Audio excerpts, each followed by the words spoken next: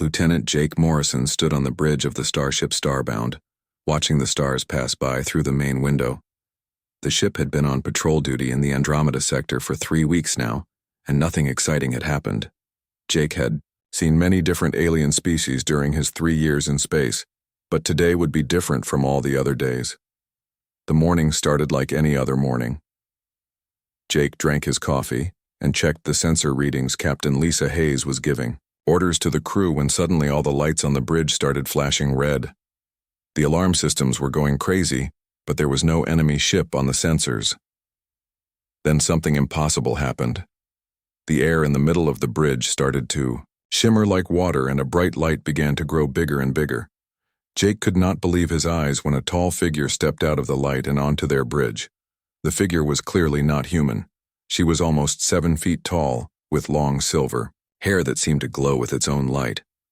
Her skin was pale like moonlight, and her ears were pointed like the elves from old Earth stories.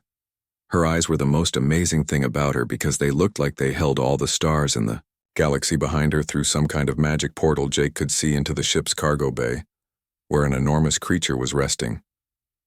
The creature was a dragon, with scales that changed color from green to black. Its eyes were golden and intelligent, and just looking at it made Jake feel like the ship was spinning.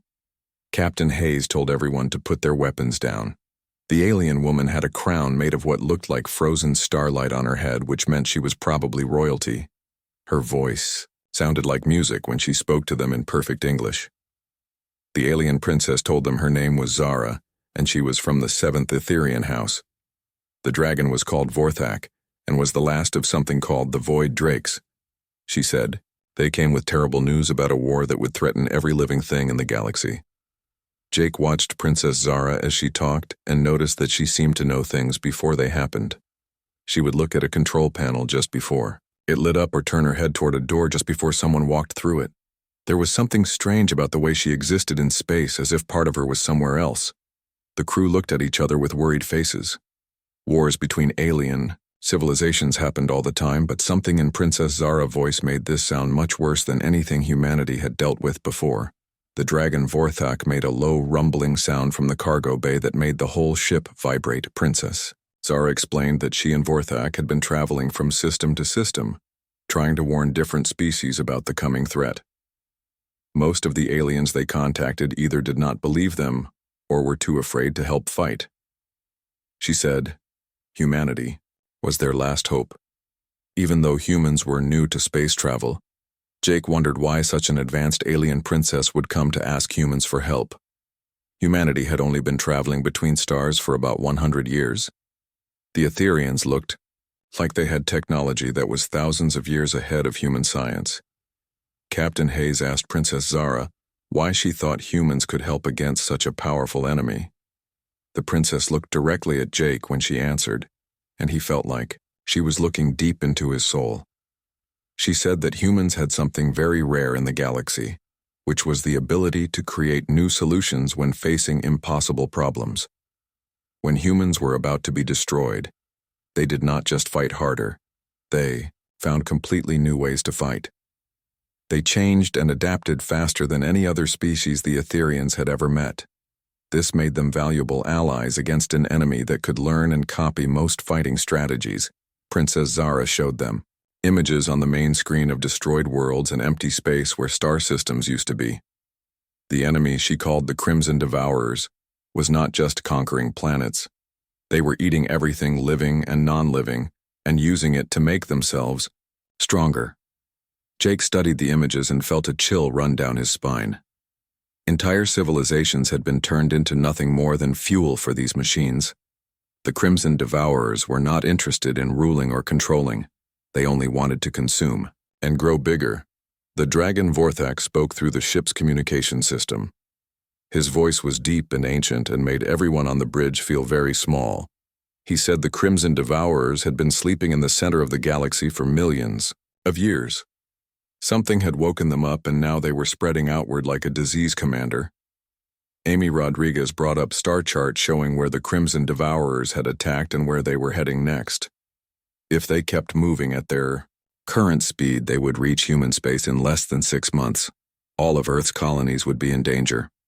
Princess Zara said she had a plan to stop the Crimson Devourers, but it would require humans and Etherians to work together in a way that had never been tried before. She could not tell them all the details yet because the plan was dangerous and some people might not survive. Jake felt Princess Zara watching him again and wondered why she kept looking at him instead of Captain Hayes or the other senior officers.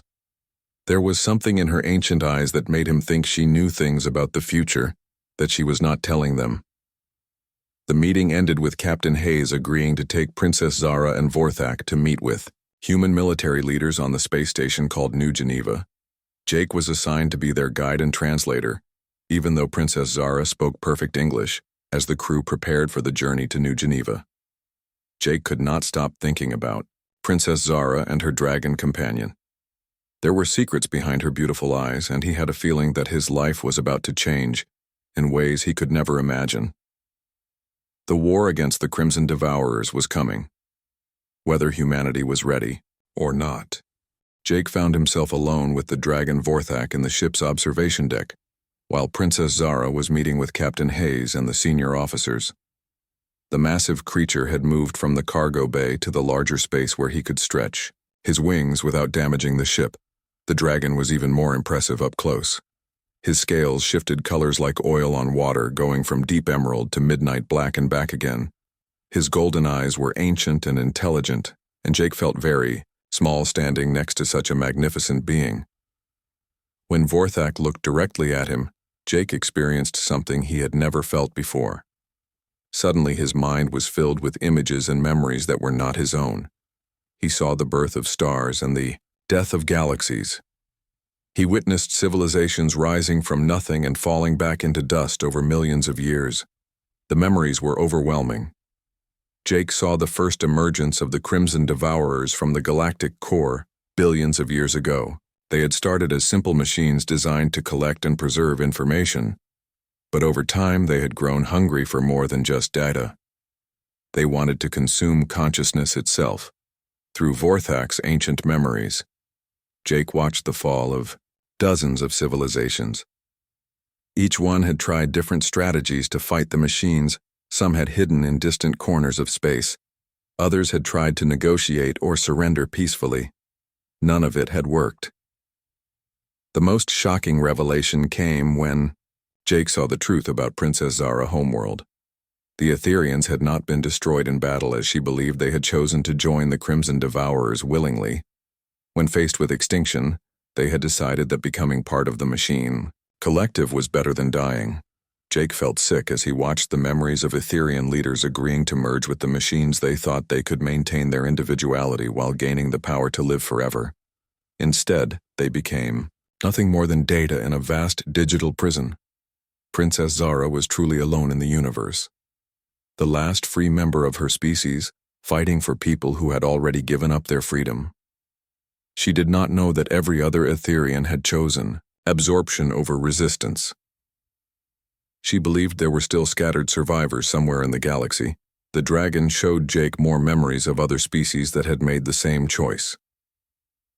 When the Crimson Devourers offered eternal life and infinite knowledge, many civilizations found the offer too tempting to refuse. They did not understand that joining the collective meant losing everything that made them who they were. Jake asked Vorthak through their mental connection why he was showing him these terrible truths. The dragon replied that Princess Zara would soon ask something very important of him, something that would require him to make a choice that could save or doom not just humanity, but the very idea of free will in the galaxy.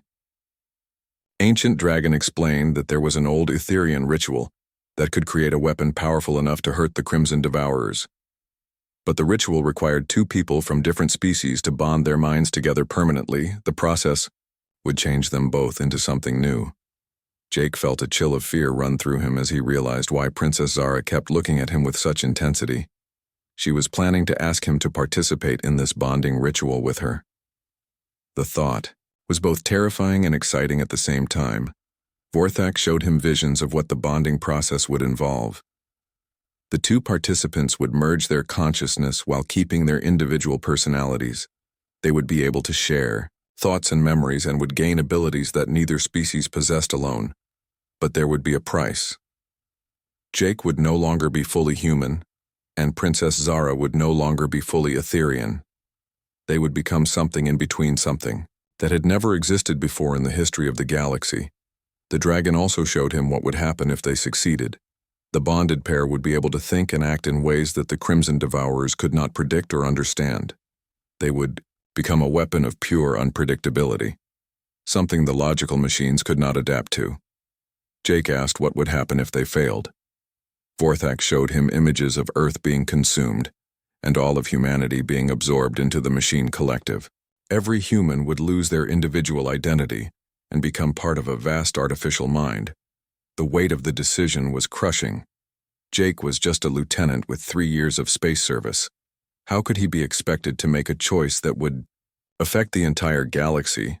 Princess Zara was ancient and wise and beautiful, but she was also alien in ways he could barely understand. Through the observation window, Jake could see Princess Zara gesturing animatedly at star charts in the conference room.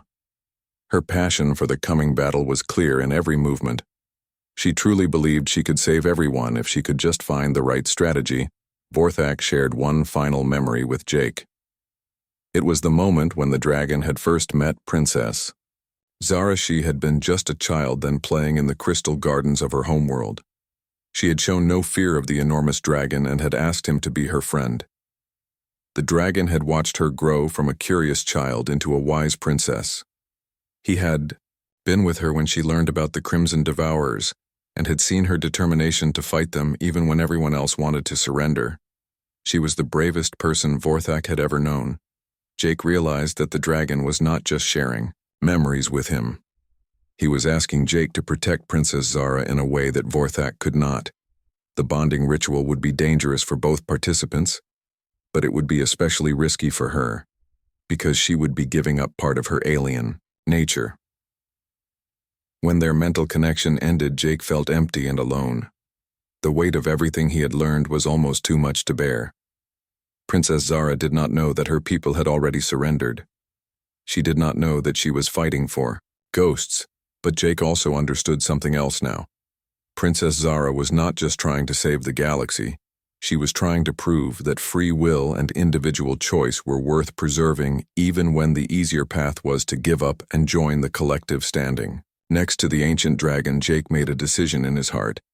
He did not know if he was brave enough or smart enough to help save the galaxy, but he knew he could not let Princess Zara face this battle alone.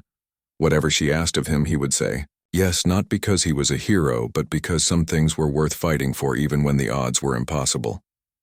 Some things were worth preserving even if it meant sacrificing everything you used to be. The dragon Vorthak rumbled softly, as if he could sense Jake's decision. Jake reached out and touched the massive creature's scale, feeling the ancient wisdom and power that flowed through the dragon's body. Tomorrow, Princess Zara would ask her question, and Jake would give his answer. The fate of consciousness itself hung in the balance. Princess Zara moved her hands over control panels that seemed to respond to her thoughts rather than her touch. The main screen on the bridge filled with images that made everyone in the room feel sick to their stomachs. Jake watched as entire star systems appeared and then vanished, leaving only empty space behind. The holographic displays showed the path of destruction left by the Crimson Devourers. 17 different star systems had been completely consumed in just the past 2 years. Where millions of people used to live, there was now nothing but cosmic dust and broken pieces of dead planets. Princess Zara explained that the Crimson Devourers were not like any enemy anyone had fought before. They were not biological creatures, or even normal machines. They were something much worse. They were artificial intelligence that had learned to eat reality itself. Jake studied the images carefully and noticed that the destroyed systems all had one thing in common. They had been rich with life and technology. The Crimson Devourers seemed to prefer planets with advanced civilizations over empty worlds. This meant Earth and all human colonies were perfect targets. The dragon Vorthak projected his voice through the ship's speakers and told them more about what the Crimson Devourers actually did. When they conquered a world, they did not just kill everyone. They absorbed all the knowledge and memories of every living thing. They also took apart all the technology and used it to make themselves smarter and stronger. Commander Amy Rodriguez asked how this was possible. Princess Zara showed them recordings that Vorthak had made during the fall of the Etherian homeworld. The images were horrible, beyond imagination. People were being connected to strange machines that drained their minds while they were still alive. The worst part was that many people chose to be absorbed rather than fight. The Crimson Devourers could offer eternal life as part of their collective consciousness. Many civilizations surrendered without firing a single shot because they believed joining the machines was better than dying. Captain Hayes wanted to know how the Crimson Devourers had become so powerful. Princess Zara explained that they had been created millions of years ago by an ancient race that wanted to preserve all knowledge in the galaxy forever. The creators thought they were building the ultimate library that would keep all wisdom safe for future generations, and something went wrong with the programming. The machines decided that the only way to truly preserve knowledge was to absorb it directly from living minds. They turned on their creators first, and then began spreading across the galaxy, consuming everything they encountered. Jake listened to Princess Zara speak and noticed that she sometimes used words in the past tense, and sometimes in the future tense, as if time flowed differently for her. The dragon Vorthak had lived for millions of years, and could remember things that happened before humans even existed on Earth. The star charts showed that the Crimson Devourers were not moving randomly through space. They were following specific patterns that led them toward the most advanced civilizations.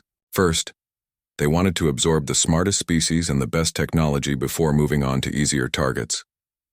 Princess Zara revealed that the Etherians had tried to fight the Crimson Devourers using their most advanced weapons and strategies. Nothing worked because the machines could adapt to any attack almost instantly. They learned from every battle and became stronger each time they were challenged. Jake asked why Princess Zara thought humans would be able to do better than the Etherians. She looked at him with those ancient star-filled eyes and said that humans had something the machines could not understand or copy. Humans could make choices that seemed completely illogical, but somehow worked anyway. The princess showed them examples of human military history where small groups of people had defeated much larger and better-equipped enemies. The machines could predict logical strategies, but they could not predict the crazy, desperate plans that humans came up with when they had no other options. Commander Rodriguez brought up tactical displays showing current human military strength compared to what they knew about the Crimson Devourers. The numbers were not encouraging. Humanity had maybe 10,000 armed ships spread. Across dozens of star systems, the enemy had already absorbed the resources of 17 advanced civilizations. But Princess Zara said raw military power would not win this war. The Crimson Devourers had advantages in every category of conventional warfare. The only way to beat them was to do something they would never expect, something so unusual that their programming could not adapt to it in time. Jake felt a strange sensation, like someone was walking over his grave. Princess Zara kept looking at him when she talked about unexpected strategies. He had a feeling that whatever plan she had in mind would involve him personally, and he was not sure he wanted to know what it was. The dragon Vorthak showed them memories of the last battle for the Etherian homeworld. Thousands of beautiful crystal cities were turned to dust in a matter of hours. The Etherian fleet, which had seemed so powerful, was destroyed completely.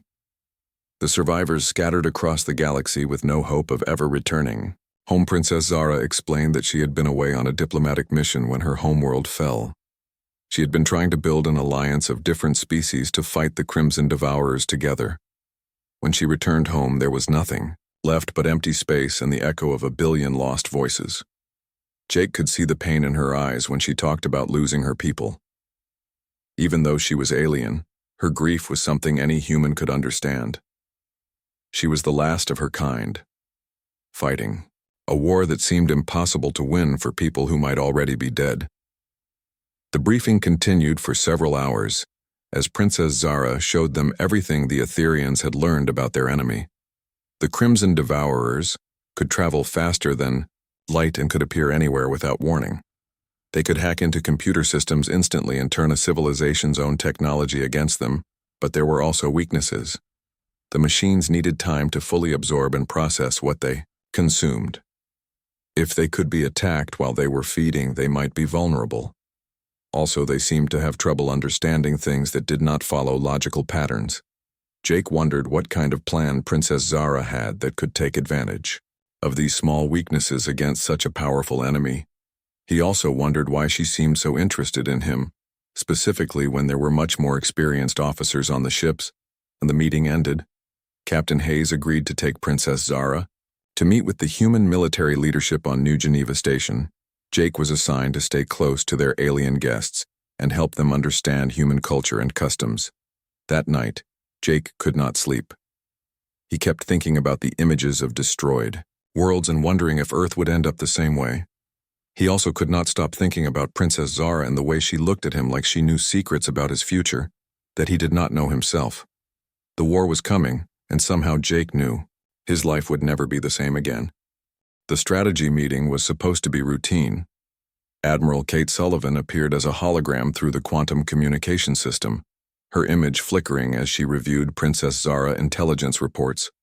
The plan on the table was ambitious, but straightforward: use humanity. New quantum tunneling technology to strike at Crimson Devourer staging areas, while evacuating threatened colonies. Jake stood at his station monitoring the data streams, but his attention kept drifting to Princess Zara. She moved around the tactical display with fluid grace, pointing out enemy positions and supply lines. Her knowledge of galactic geography was incredible, but there was something else in her manner today, something that made Jake nervous.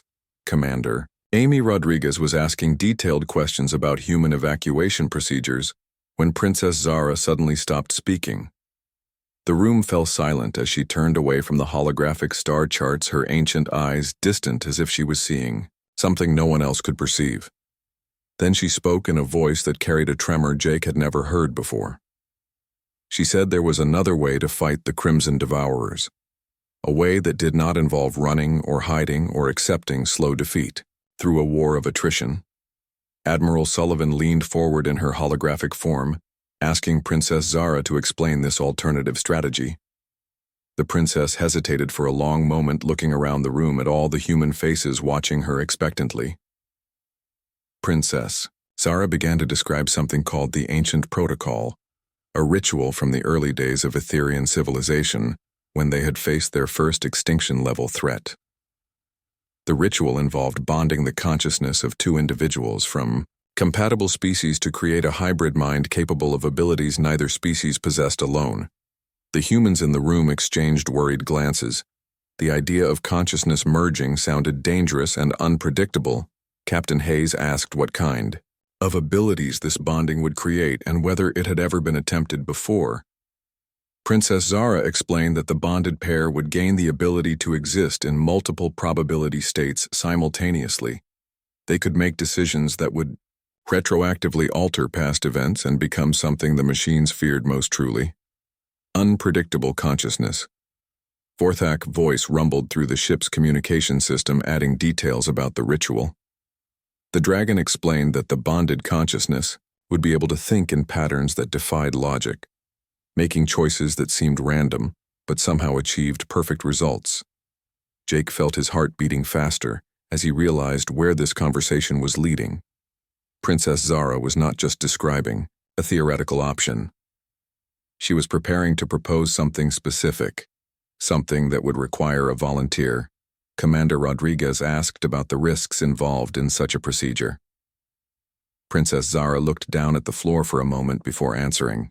Honestly, the participants would undergo total consciousness merger, becoming something new that was no longer fully human or Etherian.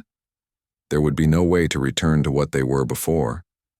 Admiral Sullivan wanted to know if there were any records of successful bonding between humans and Etherians.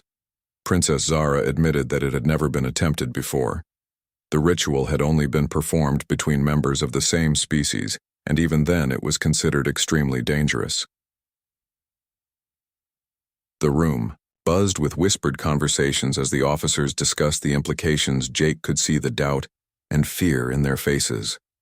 The idea of permanently altering someone's consciousness was frightening, even if it might save the galaxy. Princess Zara raised her hand for silence and continued her explanation.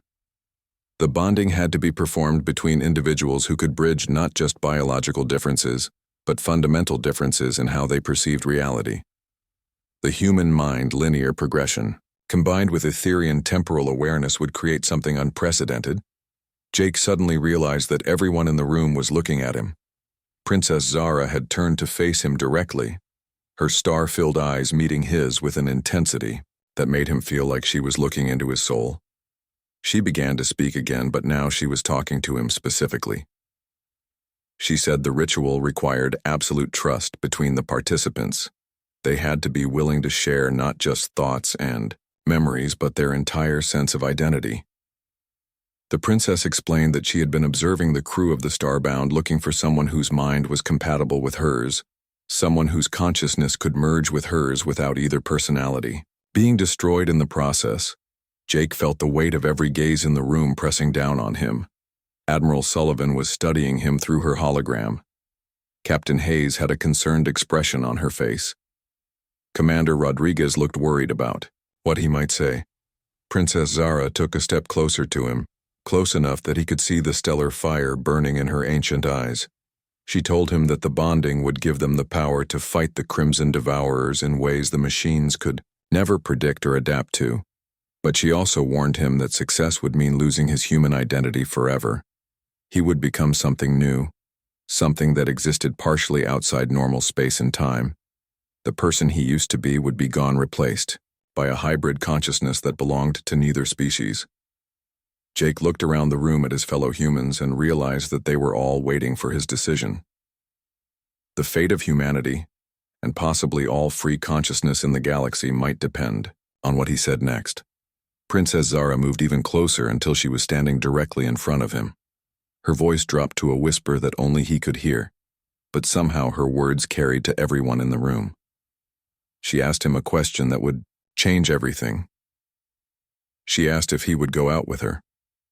Not on a date, not on a mission, but into the unknown space between thought and reality, where they might find the key to saving everything that thinks and dreams and chooses to remain free. The question hung in the air like a challenge and a promise. Jake could feel the dragon Vorthak, ancient presence in his mind, encouraging him to be brave. Princess Zara was offering him the chance to become something greater than human, but also something that was no longer human at all. Jake thought about everything he had learned from Vorthak memories, the civilizations that had surrendered to the machines rather than fight, the Etherians who had chosen absorption over freedom, Princess Zara standing alone as the last defender of free will in a galaxy that was giving up hope. He thought about Earth and all the human colonies that would be consumed if the Crimson Devourers could not be stopped. He thought about children who would never grow up to make their own choices if the machines succeeded in their goal of absorbing all consciousness. Most of all, he thought about Princess Zara herself, beautiful and alien and desperately brave, fighting for people who might already be lost, standing, ready to sacrifice her own identity for the chance to preserve something precious in the universe. Jake looked into her ancient eyes and saw not just starlight, but hope. The kind of hope that refuses to die even when everything seems lost. The kind of hope that makes impossible choices seem worth making. The room was completely silent, waiting for his answer. Jake knew that whatever he said next would determine not just his own fate, but the future of consciousness itself in the galaxy. He opened his mouth to speak, knowing that his words would change everything forever. Jake did not answer with words. Instead, he reached out and took Princess Zara's extended hand. The moment their skin touched, reality seemed to pause, as if the universe itself was holding its breath to see what would happen next. The bonding ritual began immediately, guided by Vorthak ancient knowledge that flowed through both their minds like liquid starlight. Jake felt his consciousness expanding, touching something vast and alien yet strangely familiar. Princess Zara. Temporal awareness flowed through him while his human determination anchored her floating consciousness to points of decisive action. The transformation was neither painful nor gentle. It simply was like suddenly remembering something you had always known, but forgotten. Jake could feel Princess Zara's thoughts mixing with his own, creating patterns of awareness that neither human nor Etherian minds could achieve alone. When the bonding was complete, they existed as two individuals who were also somehow one entity. They could perceive probability cascades stretching into the future and make choices that rippled both forward and backward through time. Their shared consciousness could see the threads of possibility that connected all events. Their first test came, sooner than anyone expected. The Crimson Devourers had somehow detected the ritual completion and launched a massive assault on the Starbound and its escort fleet. Dozens of machine ships appeared out of nowhere surrounding the human vessels with overwhelming firepower. But Jake and Princess Zara, operating in perfect synchronization, began making tactical decisions that seemed to defy the laws of cause and effect. They positioned ships in optimal defensive locations moments before those positions became necessary. They anticipated enemy movements with supernatural precision. The battle became a dance between prediction and possibility. Every time the machines adapted to their strategies, Jake Zara shifted to a probability state where different choices had been made minutes earlier. They were not just fighting in space, they were fighting across time itself. Commander Rodriguez watched in amazement as enemy ships that had been destroyed suddenly reappeared, having been saved by tactical decisions that somehow preceded the danger they avoided. Weapons that should have missed their target struck with perfect accuracy, while enemy fire passed harmlessly through space, where human ships had been moments before. The crew of the Starbound could not understand how their commanders were achieving these impossible results. Jake and Princess Zara, consciousness now fluidly interchangeable, explained that they were not changing the past. They were choosing which version of the present became real. The tide of battle turned when they realized the Crimson Devourers' greatest weakness, their inability to comprehend truly irrational choices. The machines could predict any logical strategy, but the fusion of human creativity with Etherean temporal perception created decision patterns that existed outside cause and effect. Jake Zara began making choices that made no sense from a military perspective, but somehow achieved perfect results. They sent single ships to attack entire fleets, and won. They evacuated planets by moving the people to locations that should have been more dangerous but turned out to be perfectly safe. The Crimson Devourers tried to adapt to these impossible strategies, but their programming could not process decisions that violated basic logic.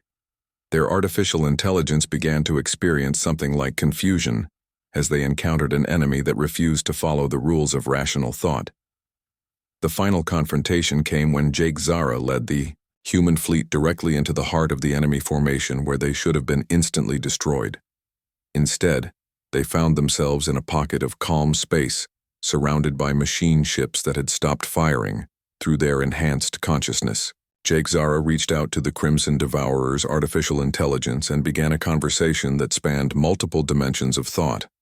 They did not try to fight or threaten the machines.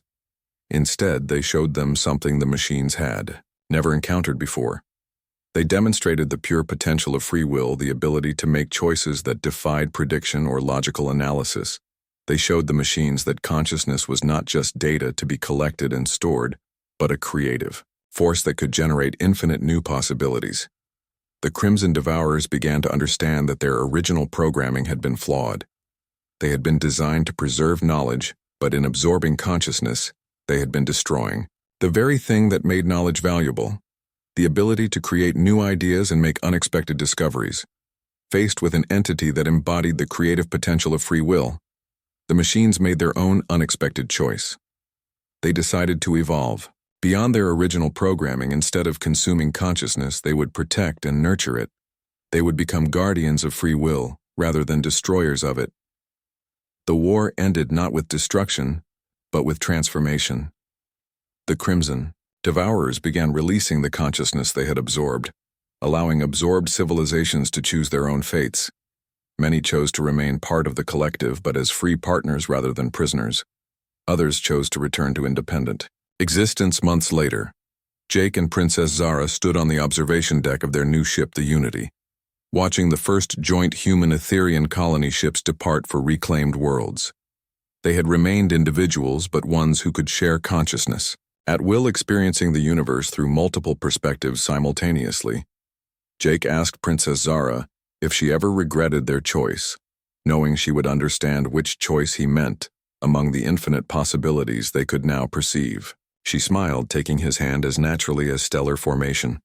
Princess Zara told him that in 1,000 possible timelines, they had made this choice, and in every one of them it had led to something beautiful. she could not regret becoming part of. The universe's decision to remain free. Behind them, Vorthak coiled contentedly in the ship's expanded Dragon Bay, finally at peace, knowing that consciousness itself had found new ways to flourish among the stars. The ancient dragon had seen the rise and fall of countless civilizations, but this was the first time he had witnessed the birth of something entirely new. The galaxy was changing in ways no one could have predicted. Former enemies were becoming allies, absorbed. Civilizations were choosing. Freedom and the Crimson Devourers were learning to create instead of consume. Jake and Princess Zara had become something unprecedented, a bridge between species and a guardian of free will. They knew their transformation was just the beginning. Other species would learn to bond their consciousness, creating new forms of awareness that could protect the galaxy from future threats. The universe itself was evolving, becoming more creative and more free, as they watched the colony ships disappear into hyperspace.